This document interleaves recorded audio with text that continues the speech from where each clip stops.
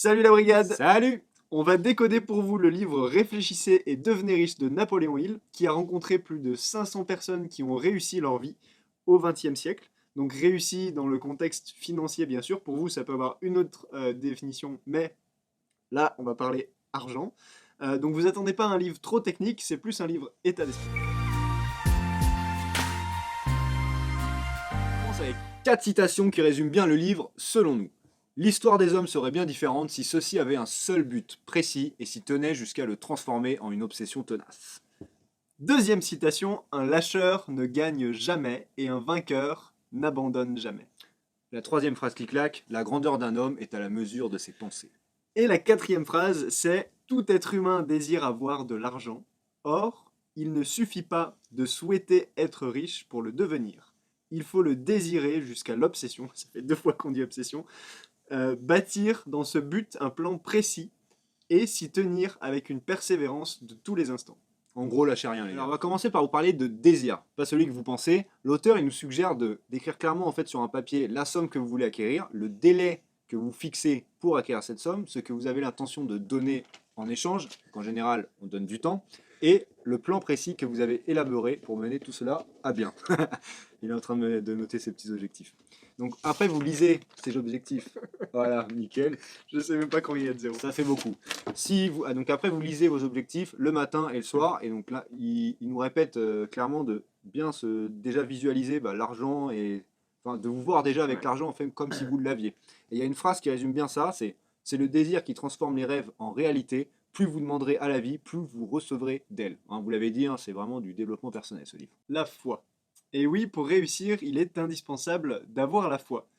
Elle peut s'acquérir et s'affirmer au moyen des instructions que vous donnez à votre subconscient. Donc très important. Il y a un petit poème dans le livre qui résume ça super bien. Si vous pensez que vous êtes battu, vous l'êtes. Si vous pensez que vous n'osez pas, vous n'oserez pas. Si vous voulez gagner en pensant ne pas pouvoir, il est presque certain que vous ne le pourrez pas. La dure bataille de la vie, ce ne sont pas toujours les plus forts ni les plus rapides qui la gagnent. L'homme qui tôt ou tard remporte la victoire est celui qui pense qu'il en est capable. C'est nickel. C'est bon. Propre. C'est parti. L'autosuggestion. Donc pour résumer très simplement, vous prenez la déclaration que vous avez écrite, sur laquelle vous avez fixé la somme, le délai, le plan et tout ça. D'ailleurs, il n'y a pas le plan là, il y a juste la somme et le délai. Hein. Et, bon, on va faire le reste après. Bref, j'y crois, j'ai foi. On va répéter donc cette déclaration matin et soir, et vous la mettez surtout bien en avant. Donc si vous avez un frigo ou vous Comme passez ça. devant une porte, voilà, nickel. Bien en avant, tu Vous voyez, la là, vois je la bien. visualise, et comme ça, vous pouvez la voir Moi, la plus souvent Comme ça, là, possible. bien en avant. La spécialisation. Apprenez tous les jours. L'instruction est une force et encore plus quand elle est canalisée vers un but précis à l'aide d'un plan d'action défini. L'imagination. Tous les coups de chance dont vous bénéficierez dans la vie existent déjà dans votre imagination. L'imagination est l'atelier de votre esprit qui convertit votre énergie mentale en action d'éclat et en richesse. Un vrai gourou. Hein. Moi, je suis convaincu.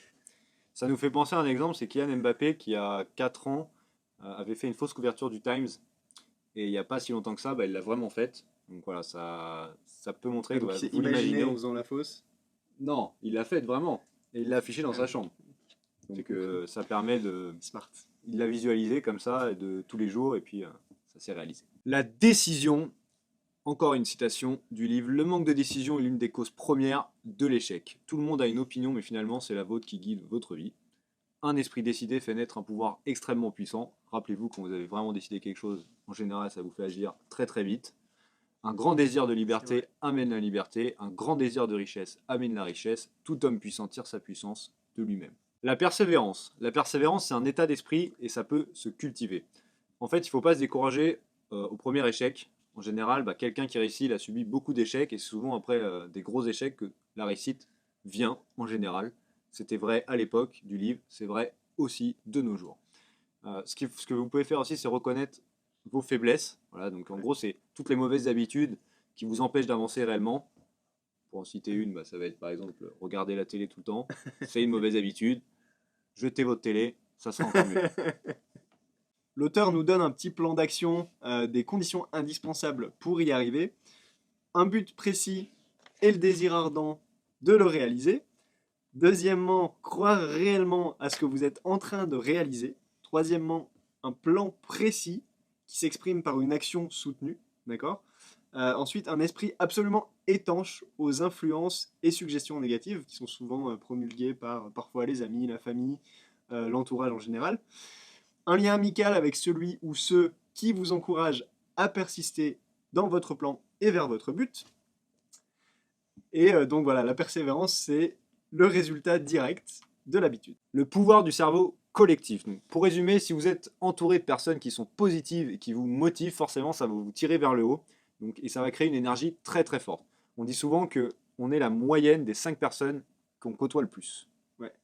D'ailleurs, l'auteur, par rapport au cerveau collectif, il avait une technique très intéressante, c'est qu'il Un s'imaginait, peu spécial, certes. un mais- peu spéciale, mais très intéressante, il s'imaginait en assemblée avec certaines des personnes qu'il disait avoir côtoyées, comme Henry Ford par exemple, et donc il se réunissait avec eux dans sa tête en se les imaginant, et en fonction des décisions qu'il avait à prendre, il les faisait intervenir, et avec un peu d'entraînement, il était vraiment arrivé à des résultats intéressants selon lui. Certaines idées elles peuvent paraître folles pour certains, c'est compréhensible, Ouais. pas de souci. Mais après que vous soyez d'accord ou pas avec toutes les idées, il est sûr que en fait, la réussite, c'est avant tout un état d'esprit, c'est indéniable. Plus vous avez envie de quelque chose, plus vous allez faire en sorte de vous bouger pour que cette chose arrive, et donc potentiellement elle va arriver. C'est mathématique. Donc en général, on est souvent la seule personne qui barre notre propre route en fait. Il y a un petit rond qui s'affiche là, tu peux cliquer dessus et t'abonner. En dessous, dans la description, tu trouveras un lien du livre qui est un très bon livre de chevet le soir avant de t'endormir. Le format livre de poche, c'est celui qu'on a lu, est très bien. Donc tu le trouveras dans la description. Et puis on se retrouve bientôt pour une prochaine vidéo. Salut! Salut!